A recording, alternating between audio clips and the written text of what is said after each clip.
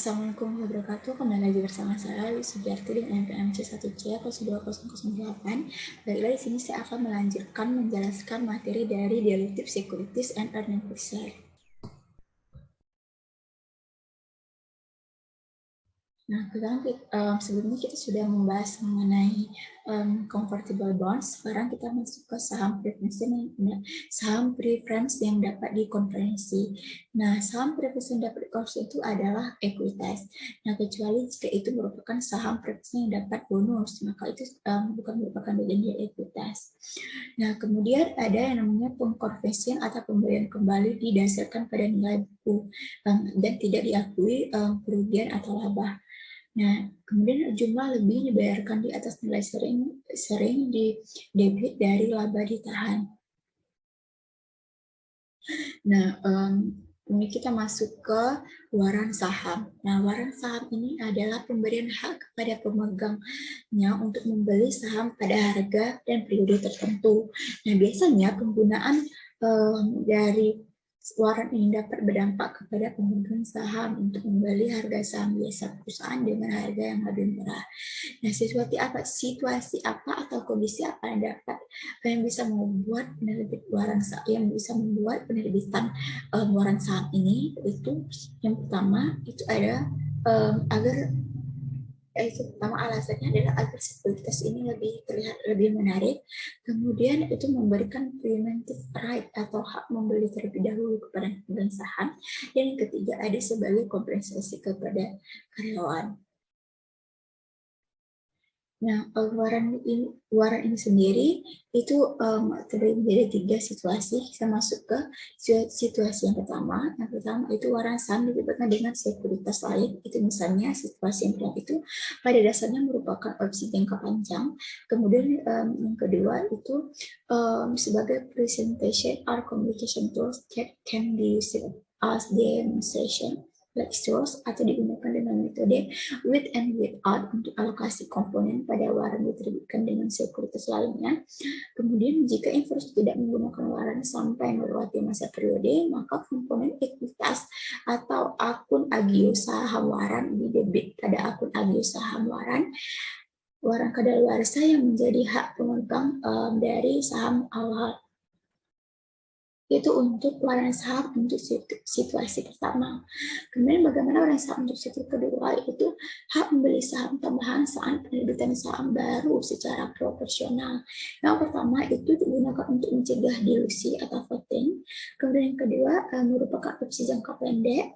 Kemudian yang ketiga perusahaan hanya membuat memorandum entry ketika penerbitan waran kepada pemegang saham. Dan yang keempat itu jika perusahaan menerima kas lebih besar dari nilai wajar per saham, maka dikreditkan pada akun agio saham, bisa juga biasa dan bisa juga sebaliknya. Kemudian waran saham untuk situasi ketiga yaitu hak membeli saham bagi eksekutif dan karyawan. Nah, yang pertama itu kompensasi jangka panjang bertujuan untuk meningkatkan loyalitas pada karyawan. Kemudian yang kedua itu metode pelapor opsi saham itu ada 2. Yang pertama ada metode nilai intrinsik yaitu perbedaan harga saham dengan cara menggunakan waran saham yang diberikan. Kemudian yang kedua dengan menggunakan metode nilai wajar yaitu nilai di mana suatu aset dapat dipertukarkan atau suatu kewajiban diselesaikan antara pihak yang memahami dan berkeinginan untuk melakukan transaksi wajar. Nah, bagaimana akuntansi untuk kompensasi saham ini sendiri? Itu ada 2 permasalahan terkait dengan kompensasi saham ini. Ini itu ada yang pertama menentukan beban kompensasi, yaitu dengan cara menghitung metode nilai wajar. Yang kedua mengalokasikan beban kompensasi, yaitu dengan melihat dengan memperhitungkan selama periode karyawan bekerja. Untuk menghitung harga per lembar saham itu ada 2 cara. Yang pertama itu secara sederhana atau LPS sederhana, yaitu dengan cara menghitung harga per lembar saham tanpa mempertimbangkan adanya potensial dari sekuritas derivatif. Rumus dari LPS sederhana ini sendiri itu dengan cara LPS sama dengan laba bersih dikurangi dengan dividen untuk memegang saham istimewa dibagi dengan jumlah rata-rata tertimbang dari saham biasa beredar.